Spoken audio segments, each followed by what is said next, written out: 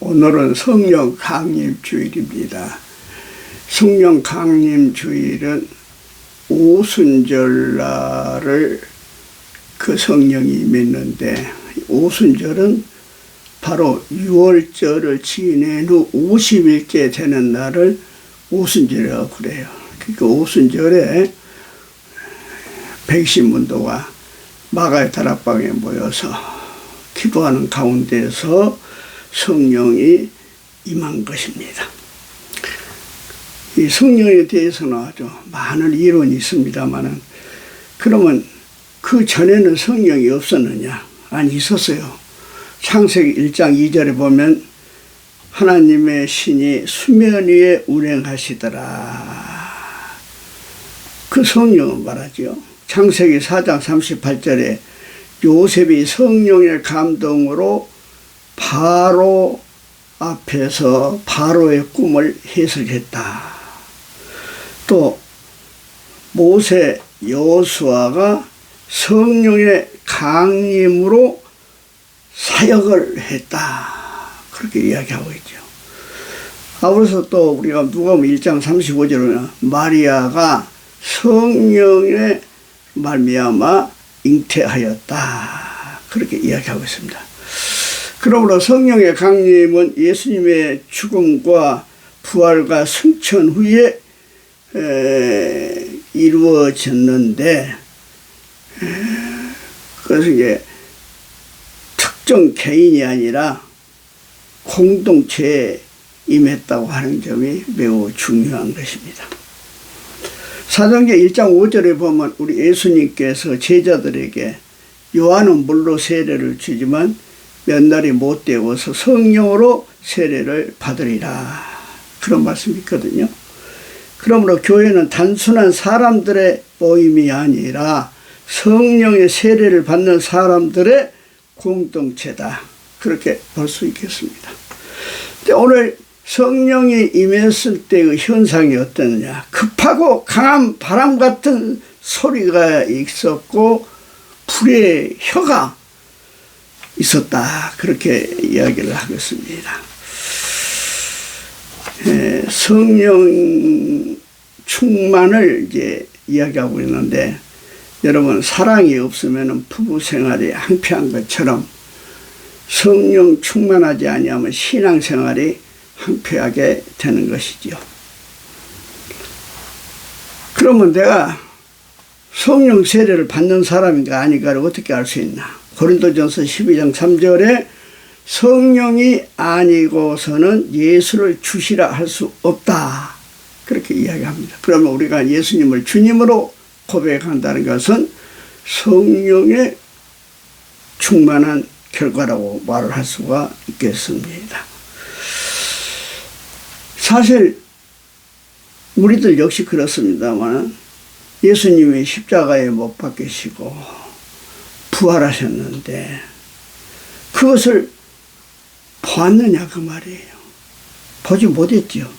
그러나 우리가 예수님의 십자가 사건과 부활 사건을 믿고 아멘 할 때에 성령의 역사가 나타나는 것입니다.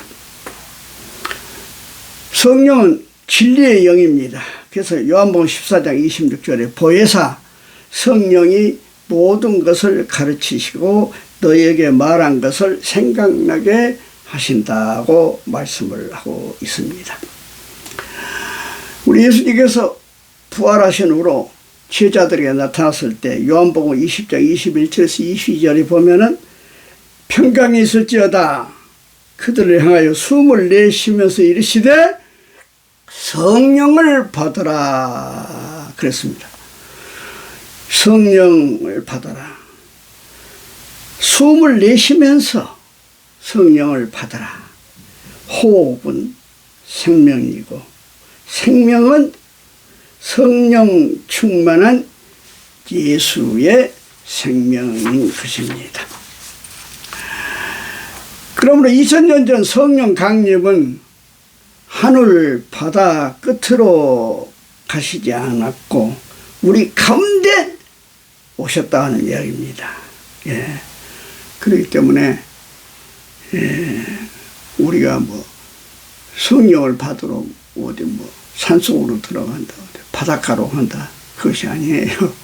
성령은 우리 가운데 오셨다고 하는 사실인 것입니다. 그런데 성령이 이제 임해서 나타난 그 현상인데 그것이 뭐냐 하면은 언어의 현상이 나타난 거예요. 지금 거기에 모여있는 유대인들은 16개 나라에서 왔습니다. 그리고 그들은 다 디아스폴라라서 그들의 모국어라고 할 수 있죠. 그들의 나라의 말을 사용한 사람들입니다. 그런데 성령이 임해서 방언의 역사가 나타나고 언어의 역사가 나타났는데 갈릴리의 출신인 무식한 제자들이 그 모든 나라의 말들을 다 알아먹었던 거 아니겠습니까? 네? 이거 대단한 사건이지요. 그래서 우리가 성령의 역사에 대해서 좀 더 깊이 알고자 한다면은 창세기 11장에 나온 바벨탑 사건과 연관해서 알아볼 필요가 있는 것입니다. 바벨탑이 뭡니까? 노아 홍수 이후로 그 사람들이 점점 번성해 가지고 다시는 이제 이런 홍수가 나더라도 멸망하지 않겠다 해서 하늘 꼭대기에 닿을 만큼 그들은 성을 쌓아 오르는 거 아니겠습니까? 네? 그러면서 그들의 성 쌓는 목표는 우리는 흩어짐을 면하자. 이 성을 중심으로 해서 우리가 흩어짐을 면하자. 그것을 표대로 삼아서 그 성을 쌓아 올린 것 아니겠습니까? 그런데 하나님 볼 때는 그들이 하는 짓이 아주 교만하거든요. 그래서 결국은 그 바벨탑을 무너뜨리는데 뭐 지진을 일으켜서 무슨 천둥 번개를 내성병력을 쳐서가 아니라 언어의 혼잡을 가져오겠다고 하는 이야기인 것입니다. 그래서 언어가 혼론되니까 소통이 안 되는 거예요. 저 위에서 벽돌 올려라 그러면 밑에서는 밥 올리란 모양이다. 밥을 올리는 거예요. 그러니 자연스럽게 그 성은 무너질 수밖에 없었던 것 아니겠습니까? 네. 그런데 이 성령의 역사는 어땠습니까? 아까 이야기했지만은 16개국의 사람들이 와서 다 자기들의 모국어로 말을 하는데 더 그 말의 뜻을 이해를 했다는 이야기 아닙니까? 네. 그러므로 바벨의 역사는 언어가 단절되는 역사라고 하면은 성령의 역사는 언어가 소통되는 역사다. 그렇게 우리가 말씀을 할 수가 있겠습니다. 그렇습니다. 오늘의 문제가 뭐냐? 언어가 소통되지 않는다는 것이 문제 아니겠어요? 부부간에도 말이 안 통한다. 또 뭡니까? 부모와 자식 간에도 말이 안 통한다. 교인들 간에도 말이 안 통한대요. 이 백성들도 유정자들과 말이 안 통한다. 이 언어의 불통, 이것이 결국은 가정이 무너지고 나라가 무너지는 그런 가장 중요한 포인트다. 그렇게 볼 수가 있겠습니다. 그러므로 이 성령의 역사를 통해서 우리 교회들이 소통의 역사가 일어나야 돼요. 당회나 재직회나 성도들이나 목사나 장로나 집사나 권사나 소통의 역사가 일어나요. 소통 서로 간에. 단절의 역사, 그것은 바벨의 역사가 일어나서는 안 된다 그 말이다. 성령의 역사가 일어날 때에 교회가 편안하고 부흥하게 될 줄로 믿습니다. 예. 다시 한번 이야기한다면 바벨과 오순절 성령의 역사는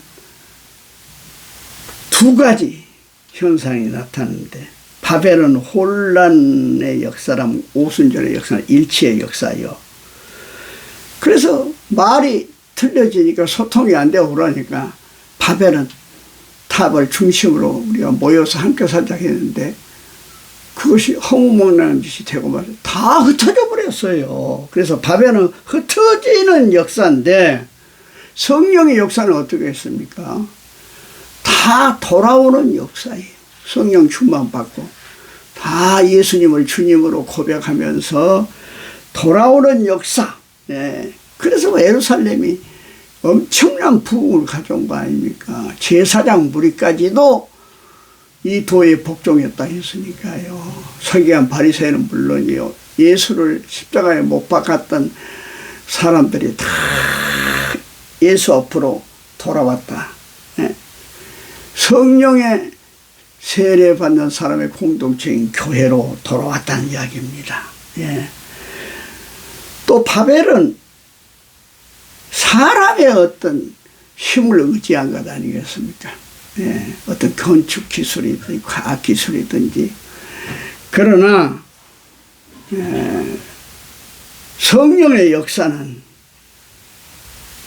하나님 신의 역사라 그 말입니다. 네.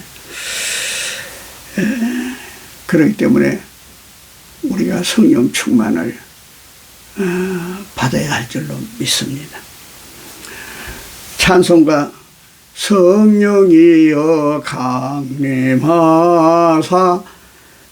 은혜로운 찬송가의 작곡가 마키심이라는 사람은 한때 인생을 비관하고 산중에 들어가서 자살하려고 했는데 그 산속에서 우는 아름다운 새소리를 듣고, 그게 하나님의 음성이었어요.